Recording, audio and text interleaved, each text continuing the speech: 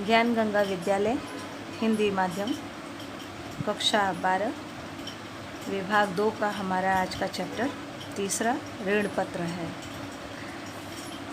विद्यार्थी मित्रों, ऋण पत्र अर्थात उधार की पूंजी।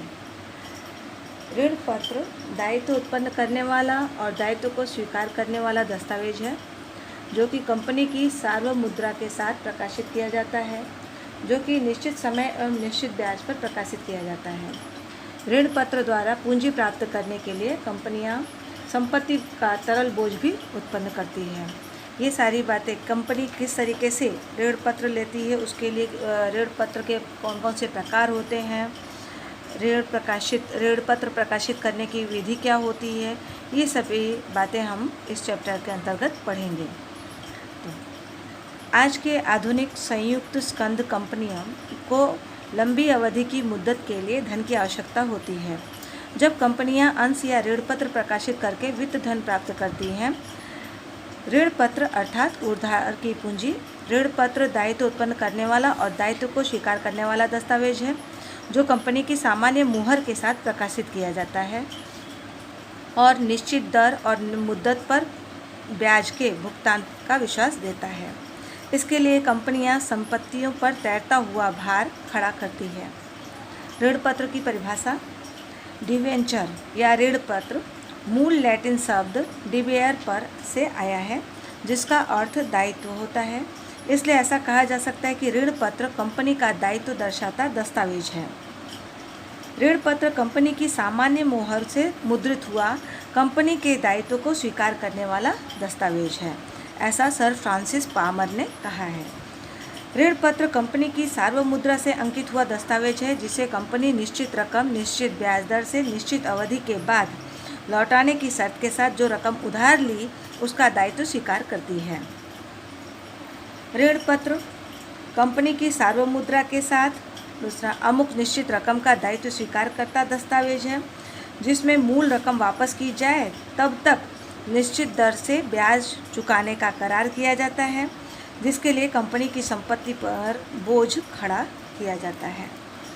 इस प्रकार कंपनी कानून के अनुसार स्थापित संयुक्त स्कंद कंपनी लंबी अवधि के लिए उधार पूंजी लेना चाहती है तब ऋण पत्र प्रकाशित करती है। निश्चित अवधि के बाद ऋण पत्रों की रकम वापस की जा सकती है। कंपनी और ऋण पत्र धारक के बीच देनदार और लेनदार का संबंध स्थापित होता है। ऋण पत्र धारक को कंपनी में मत देने का अधिकार नहीं मिलता है। वे कंपनी के संचालन में भी भाग नहीं ले सकते हैं, परंतु ऋण पत्रधारी अपने हितों की रक्षा के लिए ऋण पत्र ट्रस्टी नियुक्त कर सकते हैं। कंपनी जब दिवालिया बने तब उसकी संपत्तियां बेच करके सर्वप्रथम ऋण पत्र धारकों को उनकी रकम चुकाई जाती है। यानी कि ऋण पत्र और कंपनी दोनों के बीच देनदार और लेनदार का संबंध स्थापित होता है, लेकिन इस संबंध के साथ ही उनको मत देने का, कंपनी के से संबंधित किसी भी विचार में मत देने का अधिकार नहीं होता है और कंपनी के संचालन में भी वो भाग नहीं ले सकते हैं। लेकिन ऋण पत्रधारी जो है, अगर कभी कंपनी का इस तरीके का दिवालिया अगर बन जाता है कंपनी, तो ये ऋण पत्रधारियों का अधिकार होता है कि कंपनी को की जो संपत्तियां हैं उसको बेच करके उनका पहले रकम वो अपना प्राप्त कर लें। ऋण पत्र के प्रकार। आम जनता सरलता से धन वित्त का विनियोग करे, इसके लिए कंपनी के संचालन अलग अलग प्रकार के ऋण पत्र प्रकाशित करते हैं। ऋण पत्रों के विनियोग करने वाले व्यक्ति अपने वित्त की सुरक्षा को विशेष महत्व देते हैं। ऋण पत्र के प्रकार। पहला है गिरवी ऋण पत्र, दूसरा संपूर्ण परिवर्तनीय ऋण पत्र, तीसरा आंशिक परिवर्तनीय ऋण पत्र, चौथा है अपरिवर्तनीय ऋण पत्र, जिसमें पहला है गिरवी ऋण पत्र। इस प्रकार के ऋण पत्र प्रकाशित करते समय कंपनी संपत्तियां गिरवी रखकर स्थिर या अस्थिर बोझ खड़ा करती है। इन संपत्तियों के संदर्भ में कोई भी निर्णय लेने से पहले कंपनी के ऋणधारियों के ट्रस्टियों से स्वीकृति प्राप्त करनी पड़ती है। कंपनी का जब विसर्जन होता है तब ऐसे ऋण पत्रधारियों का संपत्ति पर प्रथम अधिकार होता है।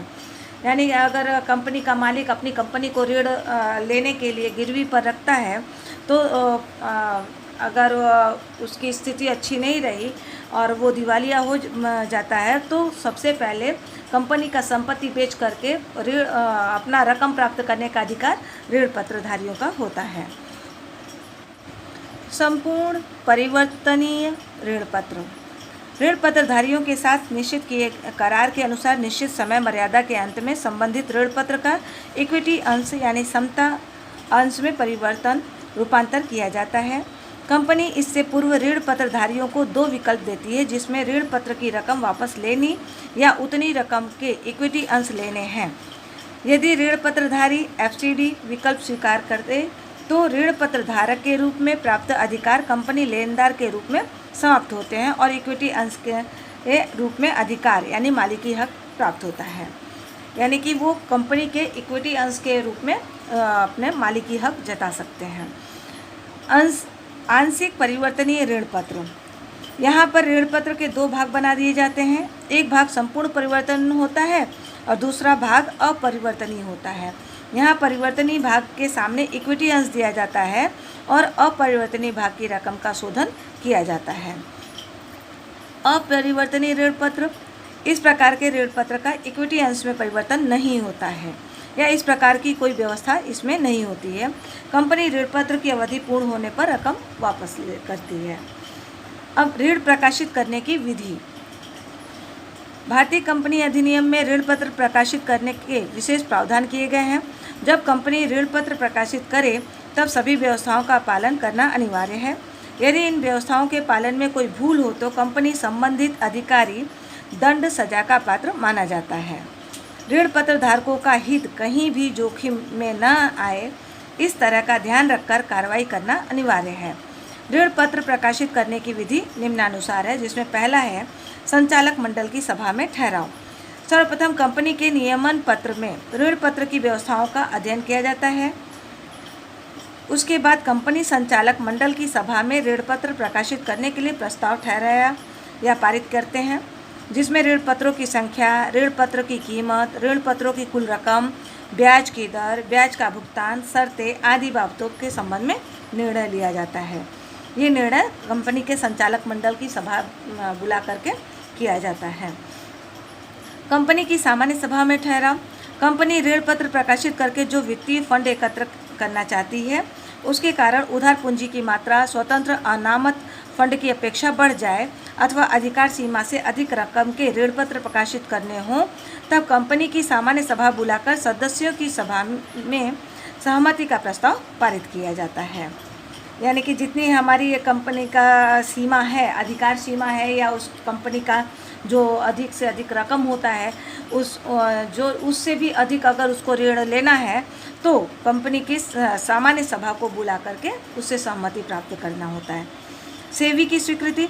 ऋण पत्र प्रकाशित करने के लिए सेवी की स्वीकृति प्राप्त करनी पड़ती है और सेवी के मार्गदर्शन सुझावों का पालन हो, उसकी भी सावधानी रखनी आवश्यक होती है। विज्ञापन पत्र प्रकाशित करना। सार्वजनिक कंपनियों को ऋण प्रकाशित करने के लिए विज्ञापन पत्र द्वारा आम जनता को आमंत्रण देना पड़ता है। विज्ञापन पत्र में ऋण पत्र की विविध बातें विस्तार से दर्शाई जाती हैं, जिसका ऋण पत्र खरीदने वाले व्यक्ति, संस्थाएं आदि अध्ययन करती हैं और ऋण पत्र खरीदी का निर्णय करते हैं। इसके बाद है ऋण पत्र ट्रस्टियों की नियुक्ति। ऋण पत्र धारकों के हितों की रक्षा के लिए ट्रस्ट अधिनियम की व्यवस्थाओं के अनुसार ट्रस्ट डीड या ऋण पत्र करार पत्र तैयार किया जाता है और कंपनी में ऋण पत्र ट्रस्टियों की नियुक्ति की जाती है। अभिगोपकों के साथ करार। कंपनी के संचालक ऋण पत्र के अभिदान के संबंध में अभिगोपकों यानी जमानती दलाल जो है संस्थाओं के साथ करार करना चाहते हो तो इस स्तर पर किया जाता है। दोनों पक्षों में शर्तें निश्चित होती हैं। अनुसूचित बैंक में खाता खुलवाना। कंपनी को ऋण पत्र के आवेदन पत्र और वित्त यानी रकम स्वीकारने के लिए शेड्यूल बैंक यानी अनुसूचित बैंक में खाता खुलवाना पड़ता है।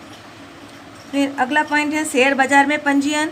यदि विज्ञापन पत्र में दर्शाया गया हो तो कंपनी संचालक ऋण पत्रों की खरीद बिक्री के लिए मान्य शेयर बाजार में आवेदन करते हैं, लेकिन शेयर बाजार यह पंजीयन का आवेदन किसी कारण रद्द अस्वीकृत करे तो कंपनी के द्वारा ऋण पत्रों की रकम वापस करनी पड़ती है।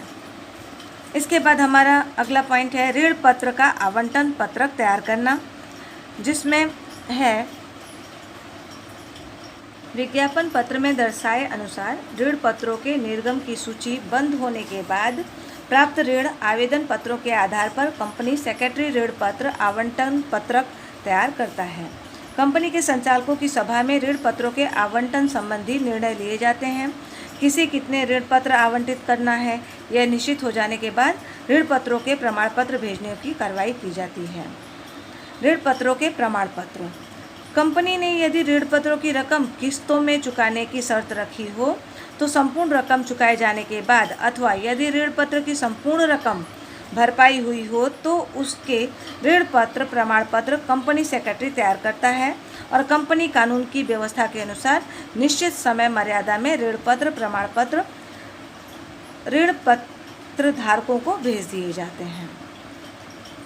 अब हमारा आगे का अगला पॉइंट है 3.4, जिसमें है ऋण पत्रधारियों के अधिकार। कंपनी के ऋण पत्रधारियों को विविध अधिकार मिलते हैं।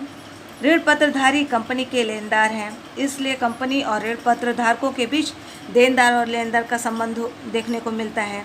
ऋण पत्रधारियों के विविध अधिकार निम्नलिखित हैं, जिसमें पहला है ऋण पत्रों पर निर्धारित समय और निश्चित दर के से ब्याज प्राप्त करने का अधिकार होता है। ऋण पत्रों की समयावधि पूर्ण होने पर रकम वापस करने का अधिकार होता है, वापस प्राप्त करने का अधिकार होता है। कंपनी के रजिस्टर्ड ऑफिस में रखे गए दस्तावेजों का अध्ययन, जांच और नकल प्राप्त करने का अधिकार होता है। कंपनी के रजिस्ट्रार ऑफिस में आवश्यक फीस भरकर जरूरी सही माहिती प्राप्त करने का भी अधिकार होता है। कंपनी ऋण पत्र धारकों के साथ ट्रस्ट डीड करती है, उनके प्रावधानों के अनुसार कार्यवाही होती है या नहीं, उसकी जानकारी पाने का अधिकार होता है। ऋण पत्रधारियों के हितों की रक्षा करने के लिए ऋण पत्र ट्रस्टी की नियुक्ति का अधिकार होता है। कंपनी के संचालकों को ऋण पत्रधारियों को प्रभावित करने वाले महत्वपूर्ण निर्णय लेने से पहले ऋण पत्र ट्रस्टी को विश्वास में लेना पड़ता है। कंपनी ने जो संपत्ति गिरवी रखी हो उसकी ट्रस्ट डीड में की गई व्यवस्था अनुसार सुरक्षा बनी रहे, यह देखने का अधिकार मिलता है। जमानत के रूप में रखी संपत्ति ट्रस्ट डीड के प्रावधानों का यदि भंग करे, शर्तों का पालन न करे, ऐसे संयोगों में कानूनी कार्रवाई करने का भी अधिकार होता है। समय समय पर कंपनी की प्रगति या विकास की जानकारी प्राप्त करने का अधिकार होता है। कंपनी के विसर्जन के समय अपनी रकम अग्रता क्रम में वापस प्राप्त करने का अधिकार, यानी सबसे पहले कंपनी का अगर विसर्जन हो रहा है तो सबसे पहले उनको अधिकार होता है अपना रकम वापस लेने का। ऋण पत्र ट्रस्ट डीड। ऋण पत्र कंपनी का दायित्व है। कंपनी ऋण पत्र धारकों को इस दायित्व के सामने संपत्ति की जमानत देती है।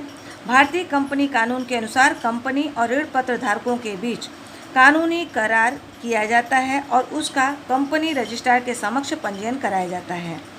इस तरह कंपनी और ऋण पत्रधारियों के बीच निश्चित की जाने वाली शर्तों के करार को ट्रस्ट डीड या ट्रस्ट करार या ट्रस्ट न्यास करार के रूप में भी जाना जाता है। कंपनी के ऋण पत्रधारी अलग अलग स्थानों पर असंगठित रूप से बिखरे हुए होते हैं। इन संयोगों में उनके हितों की रक्षा करने के लिए ट्रस्ट डीड के प्रावधान अनुसार उनके प्रतिनिधि के रूप में कई प्रतिष्ठित व्यक्तियों को ट्रस्टी के रूप में नियुक्त किया जाता है, जो ऋण पत्र धारकों के विशाल समूह का प्रतिनिधित्व करते हैं। ऋण पत्रधारी ट्रस्टी ऋण पत्र धारकों का विश्वास संपादन करके तटस्थ रूप से उनके हितों की रक्षा करने का कार्य करता है। कंपनी में स्थिर अथवा अस्थिर भार या बोझ की परिस्थिति उत्पन्न हो तब ट्रस्ट डीड के प्रावधानों के अनुसार ही कार्रवाई की जाती है। ट्रस्ट डीड का कंपनी रजिस्ट्रार के समक्ष पंजीयन होने के बाद यदि उसमें कोई परिवर्तन करना हो तो ऋण पत्रधारियों की सामान्य सभा बुलाकर उनकी सहमति प्राप्त करने के बाद ही परिवर्तन किया जा सकता है। ट्रस्ट डीड में निम्नलिखित जानकारी का समावेश किया जाता है। कंपनी कानून के अनुसार ऋण पत्र डीड फॉर्म के यानी 12 के अनुसार तैयार करना पड़ता है, जो निम्नानुसार है, जिसमें पहला कंपनी की प्राथमिक जानकारी, दूसरा ऋण पत्र निर्गम की जानकारी, तीसरा जमानत या गिरवी रखी संपत्ति का विवरण, चौथा ऋण पत्र ट्रस्टियों की नियुक्ति संबंधी विवरण, 5वां, जिम्मेदारी निभाने में गलती या कसूर की घटना। 6ठा, कंपनी को बंधनकर्ता शर्तें या प्रावधान। 7वां, अन्य विवरण, जिसमें आता है ट्रस्ट डीड की शर्तों में परिवर्तन किया हो तो उसका विवरण। ट्रस्ट डीड की स्टैंप ड्यूटी चुकाने की जिम्मेदारी कंपनी की है। ऋण पत्र धारकों की सभा तथा शिकायत, आपत्तियां और उनका निवारण आदि। ऋण पत्र परिवर्तन की विधि। ऋण पत्र परिवर्तन की विधि निम्नानुसार दर्शाई जा सकती है, जिसमें पहला है रजिस्ट्रार ऋण पत्र में के परिवर्तन में।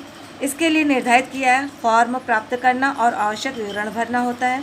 दूसरा है ऋण पत्र विक्रेता और क्रेता दोनों पक्षकारों के नाम, पते, ऋण पत्र की जानकारी, प्रमाण पत्र नंबर, क्रम, ऋण पत्रों की संख्या और ऋण पत्र की कीमत की जानकारी दर्शाई जाती है और दोनों पक्षकारों को उसमें सही करनी पड़ती है।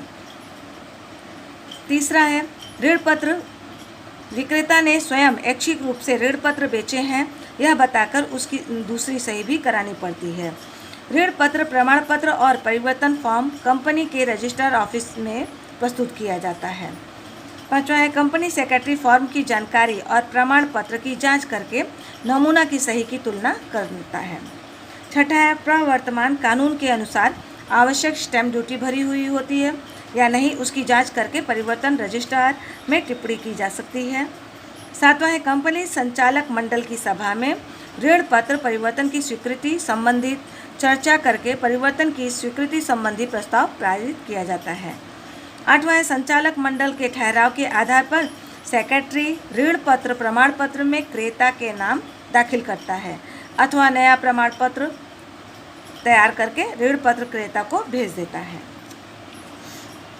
अब आगे हमारा है अंश और ऋण पत्र के बीच का अंतर, यानी अंश, शेयर और ऋण पत्र में क्या अंतर होता है ये हम लोग पढ़ेंगे, जिसमें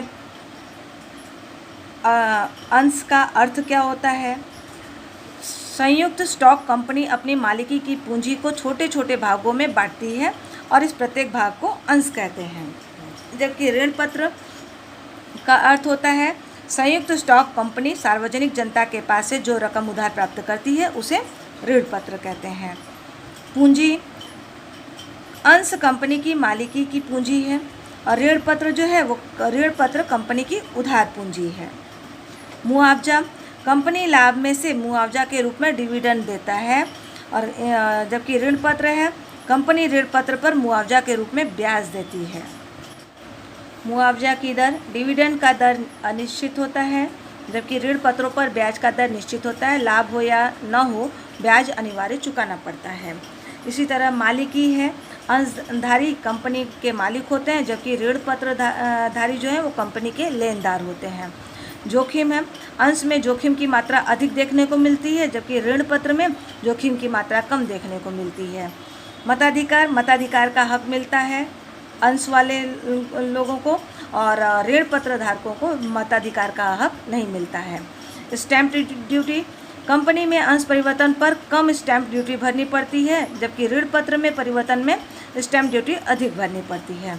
रकम वापस प्राप्त करना, कंपनी जब तक कानूनी रूप से अस्तित्व में है तब तक अंश की रकम वापस नहीं की जा सकती है। कंपनी के विसर्जन के समय सबके अंत में पूंजी वापस प्राप्त करने का अधिकार मिलता है जबकि ऋण पत्र वालों को पत्रों के प्रकार के अनुसार कंपनी रकम वापस कर सकती है। कंपनी के विसर्जन के समय रकम वापस करने का प्रथम अधिकार ऋण पत्रधारियों को होता है। संपत्ति पर भार, संपत्ति पर किसी भी प्रकार का भार खड़ा नहीं किया जा सकता है जबकि ऋण पत्रों में संपत्ति पर भार खड़ा किया जाता है। पूंजी में से भुगतान, कंपनी की पूंजी में से अंशों पर डिविडेंड नहीं चुकाया जा सकता और जबकि ऋण पत्रों पर ब्याज प्रावधान के अनुसार पूंजी में से चुकाया जा सकता है। नियंत्रण, अंशधारी कंपनी के प्रबंध पर नियंत्रण रख सकते हैं लेकिन ऋण पत्रधारी जो हैं वो कंपनी के प्रबंध पर नियंत्रण नहीं रखते लेकिन उनके हितों की रक्षा के लिए ऋण पत्र ट्रस्टी की नियुक्ति कर सकते हैं। कंपनी का विसर्जन, कंपनी विसर्जन की मांग, अंशधारी कंपनी विसर्जन की मांग नहीं कर सकते जबकि ऋण पत्र धारक जो है वो कंपनी के विसर्जन की मांग कर सकते हैं। विद्यार्थी मित्रों, इसी के साथ हमारा चैप्टर 3 समाप्त होता है।